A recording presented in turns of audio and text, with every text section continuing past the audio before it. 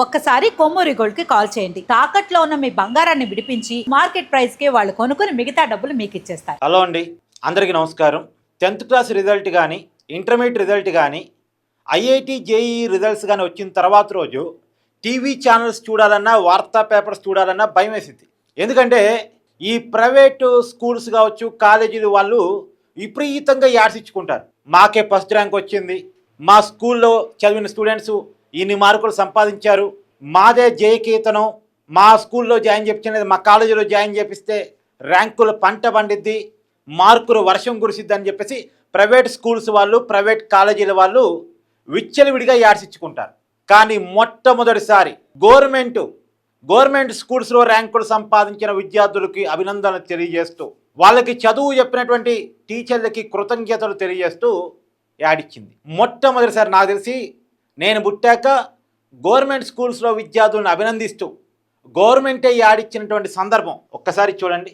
సగర్వంగా నిలబడుతూ నిన్న ఆంధ్రప్రదేశ్లో 10th క్లాస్ రిజల్ట్స్ వచ్చాయి. 10th క్లాసులో మంచి మార్కులు సంపాదించినటువంటి స్టూడెంట్స్ వాళ్ళ బొమ్మలు కూడా పేపర్లు వేస్తూ, మామూలుగా పాపం గవర్నమెంట్ స్కూల్స్లో మంచి మార్కులు వచ్చినా సరే ఎవరన్నా అక్కడ ఉన్నటువంటి రిపోర్టర్స్ ఆ జిల్లా ఎడిషన్లో ఆ లోపల పేపర్లో ఎక్కడన్నా వాళ్ళ పుట్టలతో ఇగో ఈ పలానా గవర్నమెంట్ స్కూలు స్టూడెంట్ మంచి మార్కులు సంపాదించారని చిన్న వార్త రాస్తే ఒక ఆనందం. అంత తప్ప వాళ్ళ గురించి యాడ్స్ ఇచ్చి వాళ్ళని ప్రమోట్ చేసి వాళ్ళు ఎవరు ఉండరు. పలానా గవర్నమెంట్ స్కూల్లో చదివిన విద్యార్థికి కూడా 496 మార్కులు వచ్చినాయి, 495 మార్కులు వచ్చినాయి, స్టేట్లో టాపర్లో వన్ ఆఫ్ ది స్టూడెంట్గా ఉన్నాడు. ఇలా అసలు ప్రమోట్ చేసే వాళ్ళు, యాడ్స్ ఇచ్చే వాళ్ళు ఎవరు ఉండరు, వాళ్ళని పట్టించుకునే వాళ్ళు ఎవరు ఉండరు, వాళ్ళు అభినందించే వాళ్ళు ఎవరు ఉండరు. కానీ నిజానికి గవర్నమెంట్ స్కూల్లో చదువుకునే వాళ్ళంతా ఎవరు నిజానికి మధ్యతరగతి వాళ్ళు, బిలో మధ్యతరగతి వాళ్ళు. వాళ్ళకి అనేక రకాల కష్టాలు, ఇబ్బందులు కుటుంబాల్లో ఉంటాయి. వాటన్నిటిని దాటుకుంటూ వాళ్ళకి సరైన సౌకర్యాలు లేకపోయినప్పటికీ కూడా వాళ్ళ కష్టం వాళ్ళు పడి చదువుకుంటే వచ్చినటువంటి మార్కులు ఇవన్నీ కూడా. ఏదో పొద్దున్న రేస్తే రుద్దుడు పెట్టి కార్పొరేట్ కాలేజీ లాగా, కార్పొరేట్ స్కూల్స్ లాగా నిత్యం ట్యూటర్లు ఉంది, ఇంపార్టెంట్ క్వశ్చన్స్ ఇవే ఎగ్జామ్లు వస్తాయని చెప్పేసి వాళ్ళకి ప్రతిసారి గైడ్ చేసి బట్టిచ్చి చదువుకుంటే వచ్చే మార్కులు కాదు గవర్నమెంట్ స్కూల్స్ స్టూడెంట్స్కి వచ్చే మార్కులు. నిజానికి గవర్నమెంట్ స్కూల్స్లో ఈ మార్కులకి తోడ్పడినటువంటి టీచర్లకు కూడా మనం అభినందనలు చెప్పాలి.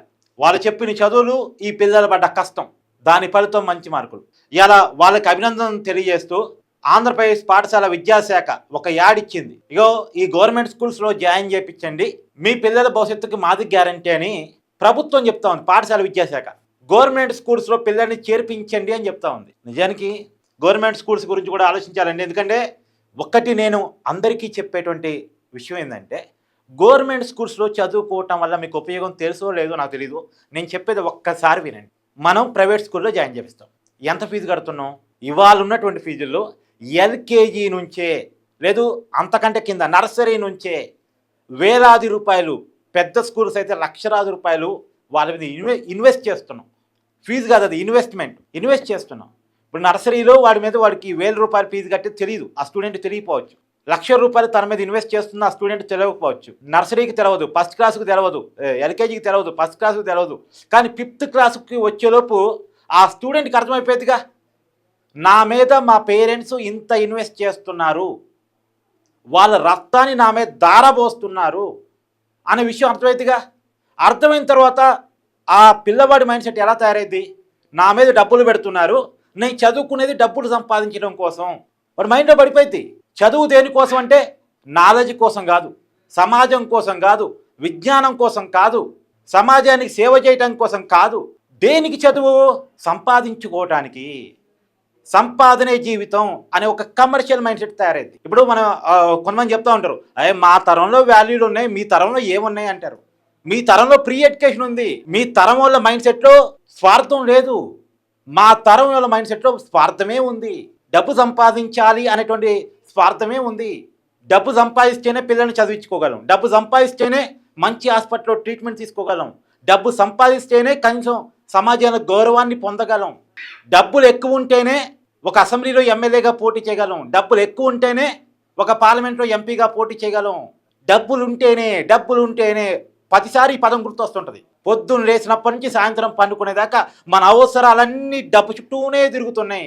ఒకప్పుడు ఈ పరిస్థితి లేదుగా, అందుకే అక్కడ వాల్యూస్ ఉన్నాయి. ఇప్పుడు పరిస్థితులు మారిపోయినాయి, అందుకే వాల్యూస్ లేవు.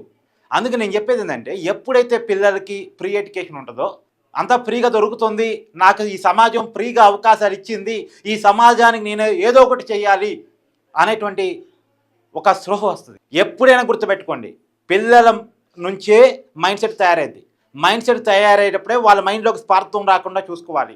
స్వార్థం రాకుండా చూసుకోవాలంటే విద్యా వైద్యం ఫ్రీగా ఉండాలి. ఇవాళ పొద్దున్న లేస్తే అవినీతి గురించి చాలామంది పాఠాలు చెప్తూ ఉంటారు. అక్కడ అవినీతి ఉంది, ఇక్కడ అవినీతి ఉంటుంది. డబ్బుకి ఇంపార్టెన్స్ ఉన్నంతకాలం అవినీతి ఉంటుంది.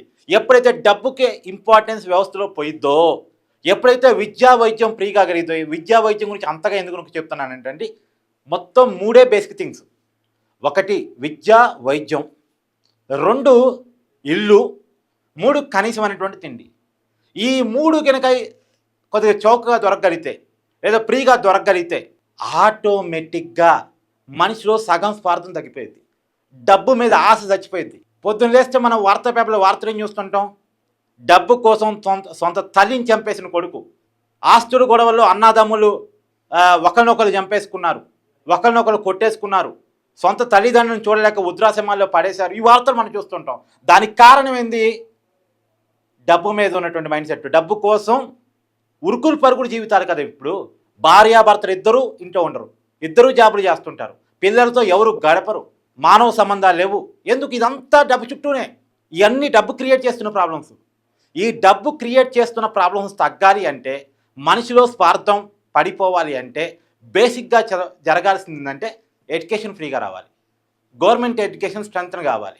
మీకు ఇన్ని ప్రాబ్లం తెలియవు. ఏ ప్రైవేట్ స్కూల్ చదువుకుంటే మంచి ఎడ్యుకేషన్ వస్తబ్బా, వాడు మంచి ప్రొనౌన్సియేషన్ నేర్పుతాడు, ఇంగ్లీష్ బాగా నేర్పిస్తాడు, ప్రైవేట్ స్కూల్లో చదివితేనే మంచి మార్కులు వస్తాయి, మంచి మార్కులు వస్తేనే మంచి ఉద్యోగం వస్తాయి, మంచి లైఫ్ వస్తుంది.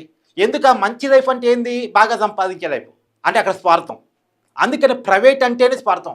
ఆ స్వార్థాన్ని పక్కన పెట్టి గవర్నమెంట్ స్కూల్స్ చదివించగలిగితే పిల్లల్లో చదువు అంటే ఆసక్తి, నిజమైన నాలెడ్జ్, సమాజం కోసం ఉపయోగపడే నాలెడ్జ్ నేర్పవచ్చు. అందుకనే ఇప్పుడు పెద్ద పెద్ద అభివృద్ధి చెందిన దేశాల్లో కూడా ఎడ్యుకేషన్ ఫ్రీగా ఉంటుంది తెలుసా? అమెరికాలో ఎడ్యుకేషన్ ఫ్రీ, యూకేలో ఎడ్యుకేషన్ ఫ్రీ. ఎందుకు? ఈ విషయాన్ని గమనించారు. కొన్ని నిజానికి వాళ్ళు పెట్టుబడిదారు చేశారు, వాళ్ళు ప్రైవేటు పెట్టుబడిదారు దేశాలు, స్వార్థంతో కూడిన దేశాలు. కానీ వాళ్ళు కూడా మనుషుల్లో సెల్ఫిష్నెస్ని గమనించి దానికి గల కారణాన్ని అన్వేషించి ఎడ్యుకేషన్ మనం ఫ్రీగా ఇవ్వాలి అనే విషయాన్ని గమనించారు. మనం గమనించలే. కానీ నాకు ఏదేమైనా ఇవాళ చాలా గర్వంగా ఉంది. మొదటి 3 పేజీలో మామూలుగా నారాయణ, శ్రీ చైతన్య, భాష్యము, ఇంకోటో అవే యాడ్స్ ఉంటాయి. గవర్నమెంట్ స్కూల్కి సంబంధించినటువంటి విద్యార్థుల ఫోటోలతోటి యాడ్స్ ఉండవు. కానీ ఇవాళ ఆంధ్రప్రదేశ్ పాఠశాల విద్యాశాఖ గవర్నమెంట్ స్కూల్స్లో చదివి ర్యాంకులు సంపాదించి మంచి మార్కులతో ఇలా సగర్వంగా నిలబడేటువంటి విద్యార్థుల ఫోటోలు పెట్టి ఇలా వాళ్ళ పేరుతోటి యాడ్స్ ఇచ్చి గవర్నమెంట్ స్కూల్స్లో మీ పిల్లల్ని జాయిన్ చేయించండి అని అడుగుతుంటే సెల్యూట్. నిజానికి ఈ మార్కులు సంపాదించినటువంటి ప్రతి స్టూడెంట్కి, వీళ్ళకు ఉపయోగపడ్డ ప్రతి టీచర్కి మనం టీవీ తరపున రియల్లీ సెల్యూట్. నాకు తెలిసి మీరు కూడా కామెంట్ చేయండి. ఇలాంటి వాటిని మనం ఎంకరేజ్ చేయాలి. ప్రభుత్వ స్కూలింగ్ని మనం ఎంకరేజ్ చేయాలి.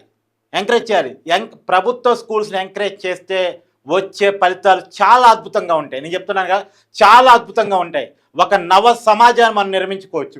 ఇవాళ మేడే రోజు చెప్తున్నా, ఒక మంచి నవ సమాజాన్ని మనం నిర్మించుకోవచ్చు. మీ అభిప్రాయాన్ని కామెంట్ చేయండి. Thank you.